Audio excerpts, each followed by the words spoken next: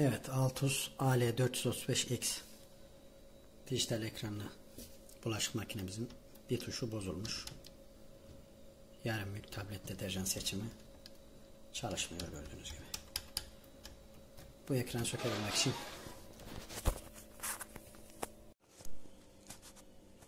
sökebilmek için bu kısımları vidalarını söküyoruz.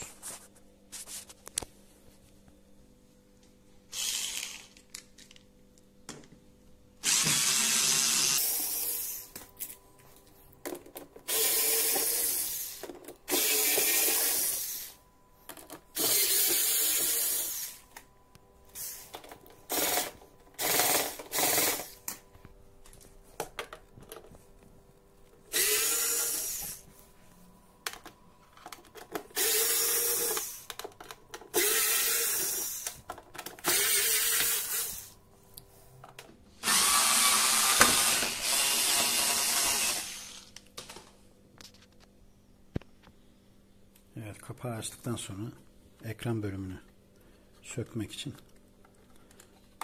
kablolarımızı çıkarıyoruz.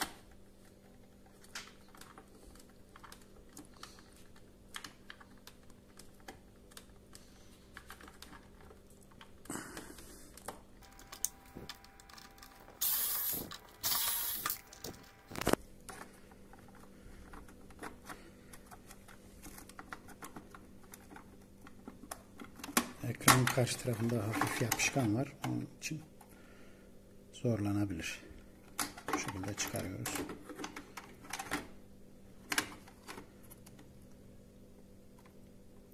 Burayı da sökeceğiz.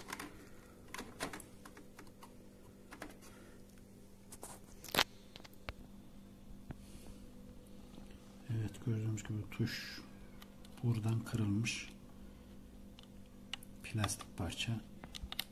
Buradan kırıldığı için tuşa tam olarak basmıyor. Burayı tamir etmeye çalışacağız. Diğerleri de kırılmak üzere şu kısımlardan. Ekranımızı tam açabilmek için burada çentikler var.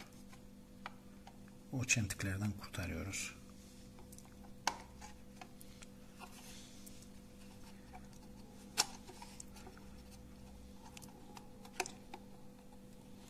Tek elle biraz zor oluyor. Bıçak yardımıyla çentikleri açıyoruz.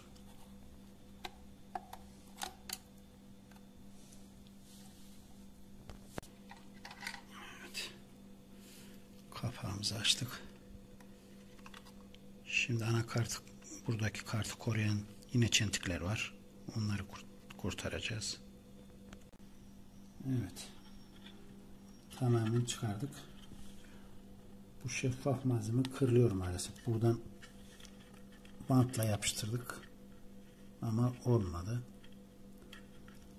Burayı daha başka bir çözümle halletmemiz gerekiyor.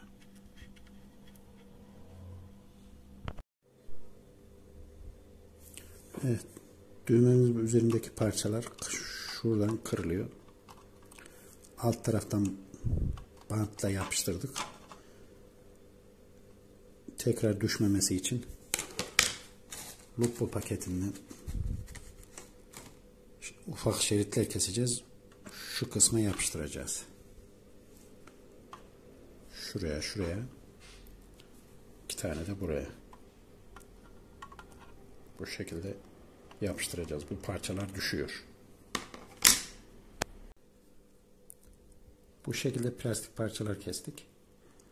Buraya Japon yapıştırıcısıyla yapıştıracağız. Bir miktarda karbonat döküyoruz.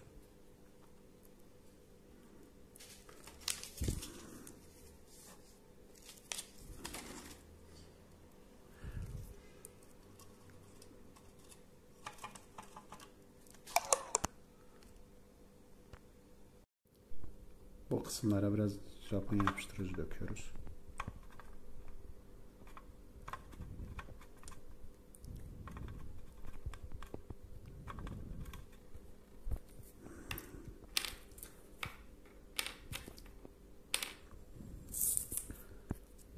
Plastik parçalarını buraya koyuyoruz.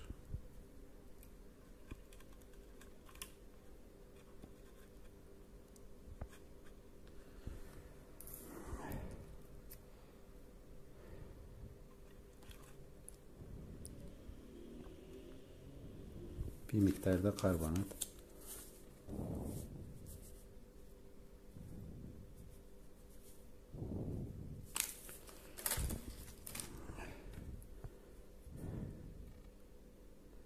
Tekrar üzerinden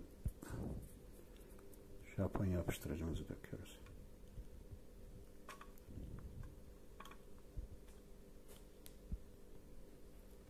Evet. Bu kısımları da yapıştıracağız.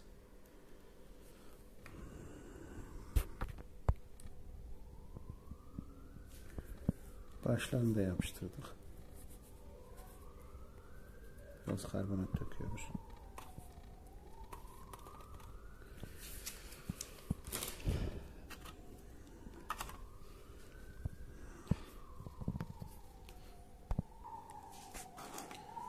Tekrar bir miktar Japon yapıştırıcı yapıştırıyoruz.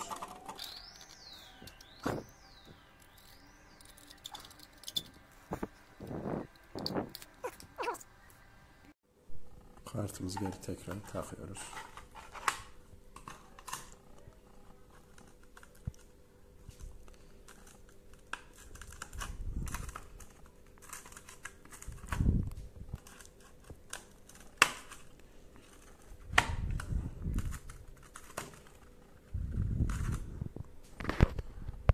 Siyah parçayı da takıyoruz. Parçamızı da taktık. Yerine oturdu.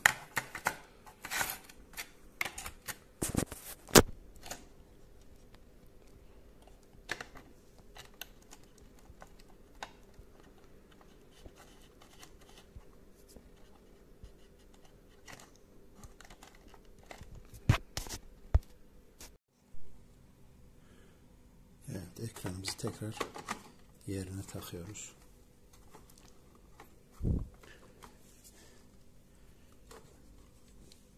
Vidalarını takıyoruz.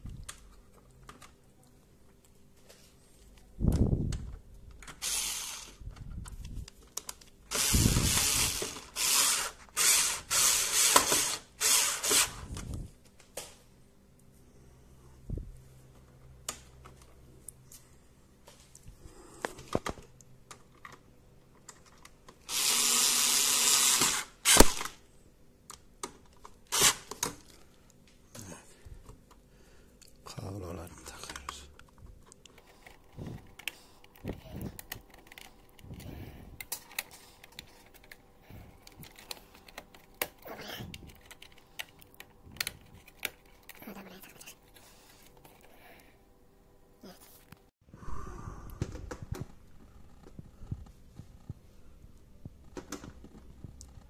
Kapı kilidini taktık.